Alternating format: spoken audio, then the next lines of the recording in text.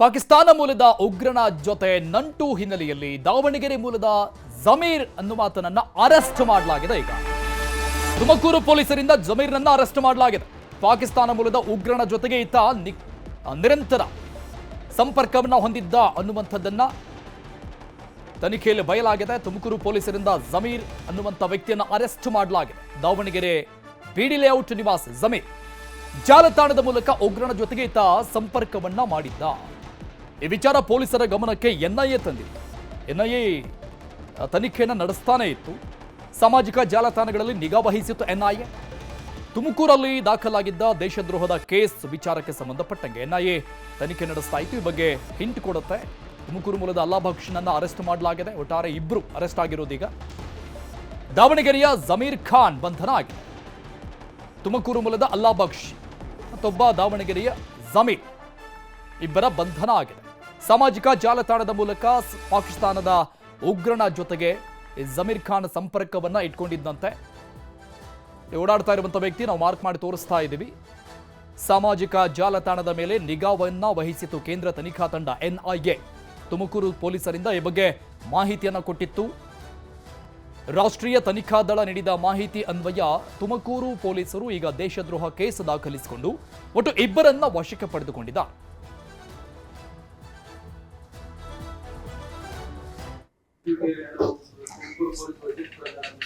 ಸದ್ಯಕ್ಕೆ ಮಾಹಿತಿ ಇದೆ, ಬಟ್ ಇನ್ನೂ ಅಧಿಕೃತವಾಗಿ ಹೆಚ್ಚಿನ ಮಾಹಿತಿಯನ್ನು ನಾವು ತುಮಕೂರಿನ ಪಡಿಬೇಕು. ತುಮಕೂರಿನ ಪೊಲೀಸರ ಮಾಹಿತಿಯನ್ನು ಪಡೆದುಕೊಂಡು ಹೆಚ್ಚಿನ ಅಂಶಗಳ ಬಗ್ಗೆ ತಮಗೆ ತಿಳಿಸ್ತೀವಿ.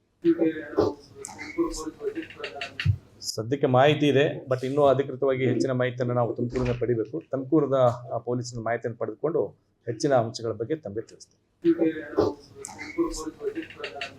ಸದ್ಯಕ್ಕೆ ಮಾಹಿತಿ ಇದೆ, ಬಟ್ ಇನ್ನೂ ಅಧಿಕೃತವಾಗಿ ಹೆಚ್ಚಿನ ಮಾಹಿತಿಯನ್ನು ನಾವು ತುಮಕೂರಿನ ಪಡಿಬೇಕು. ತುಮಕೂರಿನ ಪೊಲೀಸರ ಮಾಹಿತಿಯನ್ನು ಪಡೆದುಕೊಂಡು ಹೆಚ್ಚಿನ ಅಂಶ.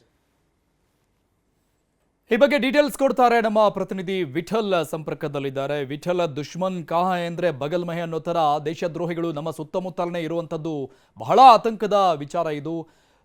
ಏನು ಮಾಹಿತಿ ಸಿಗ್ತಾ ಇದೆ? ಮತ್ಯಾರಾದ್ರೂ ಸಂಪರ್ಕದಲ್ಲಿ ಇದ್ರಂತ ಈತನ ಸ್ನೇಹಿತರನ್ನ ಎನ್ಕ್ವೈರಿ ಮಾಡಲಾಗಿದೆ ಹೇಗೆ? ಬೆಚ್ಚಿ ಬೀಳ್ತಿದೆ ಅಂತಾನೆ ಹೇಳ್ಬೋದು. ಯಾಕಂದ್ರೆ ಇಷ್ಟು ದಿನ ಏನು ಸ್ಲೀಪರ್ ಸೆಲ್ಗಳಾಗಿ ಕೆಲಸ ಮಾಡ್ತಿರ್ತಕ್ಕಂಥ 3 ದಿನಗಳಿಂದ ಕಾರ್ಯಾಚರಣೆ ಮಾಡಿ ನಿನ್ನೆ ಬೆಳಿಗ್ಗೆ ತುಮಕೂರಿನ ನಗರ ಪೊಲೀಸರು ಕ್ಯಾಸಂದ್ರ ಬಳಿ ಅರೆಸ್ಟ್ ಮಾಡ್ತಕ್ಕಂಥದ್ದು. ಪ್ರಮುಖವಾಗಿ ಏನು ಅಲ್ಲಾ ಬಕಾಶ್ ಮತ್ತೆ ದಾವಣಗೆರೆ ಮೂಲದ ಜಮೀರ್ ಅಹಮದ್ ಇಬ್ಬರನ್ನ ಅರೆಸ್ಟ್ ಮಾಡಿರ್ತಕ್ಕಂಥದ್ದು. ಈಗಾಗಲೇ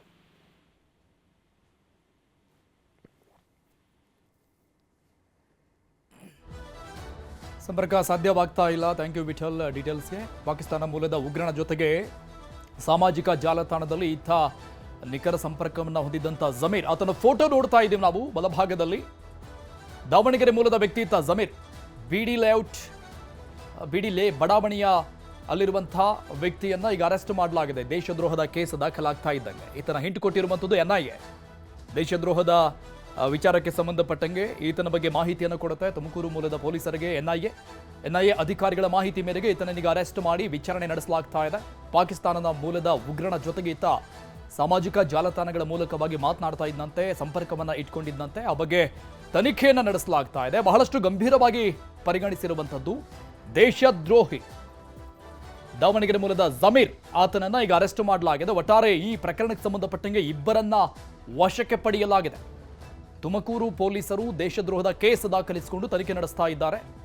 ರಾಷ್ಟ್ರೀಯ ತನಿಖಾ ದಳ ಎನ್ಐಎ ನೀಡಿದಂಥ ಮಾಹಿತಿ ಅನ್ವಯ ತುಮಕೂರು ಪೊಲೀಸರಿಂದ ಈ ದೇಶದ್ರೋಹದ ಆರೋಪಿಗಳ ವಿಚಾರಣೆ ನಡೀತಾ ಇದೆ.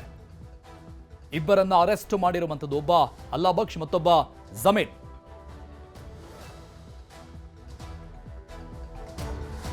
ಡೀಟೇಲ್ಸ್ ಕೊಡ್ತಾರೆ ನಮ್ಮ ಪ್ರತಿನಿಧಿ ಸಂಜಯ್ ಸಂಪರ್ಕದಲ್ಲಿದ್ದಾರೆ, ದಾವಣಗೆರೆ ಪ್ರತಿನಿಧಿ. ಸಂಜಯ್, ಒಬ್ಬನನ್ನ ಅರೆಸ್ಟ್ ಮಾಡಲಾಗಿದೆ ದಾವಣಗೆರೆಯಲ್ಲಿ, ಜಮೀರ್ ಅನ್ನುವಂಥ ವ್ಯಕ್ತಿಯನ್ನ. ಏನೇನು ಮಾಹಿತಿ ಇದೆ? ಈತನ ಬ್ಯಾಕ್ಗ್ರೌಂಡ್ ಏನು? ಈತನ ಜೊತೆಗೆ ಯಾರಾದರೂ ಈ ಒಂದು ದೇಶದ್ರೋಹದ ವಿಚಾರಕ್ಕೆ ಸಂಬಂಧಪಟ್ಟಂಗೆ ಕಾಂಟ್ಯಾಕ್ಟ್ ಅಲ್ಲಿ ಇದ್ರಂತ? ಎಸ್, ಏನು ಅಂದ್ರೆ ದೇಶದ್ರೋಹ ಪ್ರಕರಣಕ್ಕೆ ಕೇಸ್ಗೆ ಸಂಬಂಧಪಟ್ಟಂತೆ ತುಮಕೂರಿನ ಕ್ಯಾಸಂದ್ರ ಪೊಲೀಸ್ ಠಾಣೆಯಲ್ಲಿ ಪ್ರಕರಣ ದಾಖಲಾಗಿದೆ. ಅದಕ್ಕೆ ಸಂಬಂಧಿಸಿದಂತೆ ಏನು ಎನ್ಐಎ ಅಧಿಕಾರಿಗಳು ತುಮಕೂರು ಪೊಲೀಸರಿಗೆ ಒಂದು ಮಾಹಿತಿ ನೀಡಿದೆ. ಮಾಹಿತಿ ಪ್ರಕಾರ ಏನು ದಾವಣಗೆರೆಯ ಇನ್ನು ಜಮೀರ್ ಖಾನ್ ಎಂಬ ಒಬ್ಬ ಯುವಕ ಕೂಡ ಸಂಪರ್ಕದಲ್ಲಿ ಇದ್ದಾನೆ ಅಂತ ಹೇಳಿ ಮಾಹಿತಿ ತಿಳಿದು ಬಂದಂತ ಸಂದರ್ಭದಲ್ಲಿ ಪ್ರಕರಣಕ್ಕೆ ಸಂಬಂಧಿಸಿದಂತ ತುಮಕೂರಿನ ಪೊಲೀಸರು ಕೂಡ ದಾವಣಗೆರೆಗೆ ಬಂದು ನಿನ್ನೆ ರಾತ್ರಿ ಒಂದು ಏನು ರೈಲ್ವೆ ನಿಲ್ದಾಣದಲ್ಲಿ ಏನು ಆ ಯುವಕ ಏನು ಜಮೀರ್ ಖಾನ್ ಏನಿರ್ತಾನೆ ಆತನನ್ನ ಬಂಧನ ಮಾಡಿ ಕರ್ಕೊಂಡು ಹೋಗಿ ವಿಚಾರಣೆಗೊಳಪಡಿಸಿದ ಆತ ದಾವಣಗೆರೆಯ ಬಿಡಿ ಲೇಔಟ್ ನಲ್ಲಿ ವಾಸವಿದ್ದ ಅಂತ ಹೇಳಿ ತಿಳಿದು ಬಂದಿದ್ದ ಸದ್ಯಕ್ಕೆ ಈಗ ಈತ ಅವನು ಪಾಕಿಸ್ತಾನದ ಮೂಲದ ಉಗ್ರರ ಜೊತೆಗೆ ನಂಟಿದ್ದ ಅವನು ಕೆಲವೊಂದಿಷ್ಟು ಆಪ್ಗಳ ಮುಖಾಂತರ ಅವ್ರನ್ನ ಸಂಪರ್ಕ ಮಾಡಿ ಚಾಟ್ ಗಳನ್ನ ಮಾಡಿದ್ದ ಅಂತ ಹೇಳಿ ಕೆಲವೊಂದಿಷ್ಟು ಪ್ರಾಥಮಿಕ ಮೂಲಗಳ ಪ್ರಕಾರ ಮಾಹಿತಿ ತಿಳಿದು ಬಂದಿರುವಂತದ್ದು ಅರುಣ್. ಸದ್ಯಕ್ಕೆ ಈಗ ವಿಚಾರಣೆ ಮುಂದುವರೆದಿದೆ ಸದ್ಯ. Thank you Sanjay ಡೀಟೇಲ್ಸ್ಗೆ.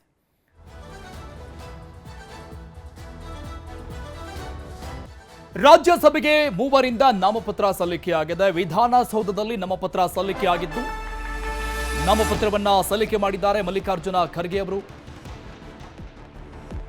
ರಾಜ್ಯಸಭೆಯ ವಿಪಕ್ಷ ನಾಯಕ ವಿಧಾನಸೌಧದಲ್ಲಿ ನಾಮಪತ್ರ ಸಲ್ಲಿಕೆ ಮಾಡುವ ಮೂಲಕವಾಗಿ ಮತ್ತೊಮ್ಮೆ ಮರು ಆಯ್ಕೆ ಆಗ್ತಾ ಇರುವುದು ಮಲ್ಲಿಕಾರ್ಜುನ ಖರ್ಗೆ ಅವರು ರಾಜ್ಯಸಭೆಗೆ. ಮನ್ಸೂರ್ ಮತ್ತು ಪವನ್ ಖೇರಾ ಕೂಡ ಸಲ್ಲಿಕೆ ಮಾಡಿದ್ದಾರೆ ನಾಮಪತ್ರವನ್ನ. ಈ ವೇಳೆ ರಾಹುಲ್ ಗಾಂಧಿ ಅವರು ಹಾಜರಿದ್ರು. ರಾಹುಲ್ ಗಾಂಧಿ ಅವರ ಕೈ ಹಿಡಿದು ಖರ್ಗೆ ಅವರು ಬಂದರು. ನಾಮಪತ್ರ ಸಲ್ಲಿಕೆ ವೇಳೆ ರಾಹುಲ್ ಗಾಂಧಿ ಮತ್ತು ಕೆ.ಸಿ. ವೇಣುಗೋಪಾಲ್, ಸಿಎಂ ಡಿ.ಕೆ. ಶಿವಕುಮಾರ್ ಅವರಿದ್ದರು. ಇನ್ನು ಸುರ್ಜೇವಾಲಾ ಅವರು ಕೂಡ ಇದ್ರು. ಎಲ್ಲ ಕಾಂಗ್ರೆಸ್ ವರಿಷ್ಠರು ಸೇರಿದಂಗೆ ರಾಜ್ಯದ ಪ್ರಮುಖ ನಾಯಕರುಗಳ ಜೊತೆಯಾಗಿ ಬಂದು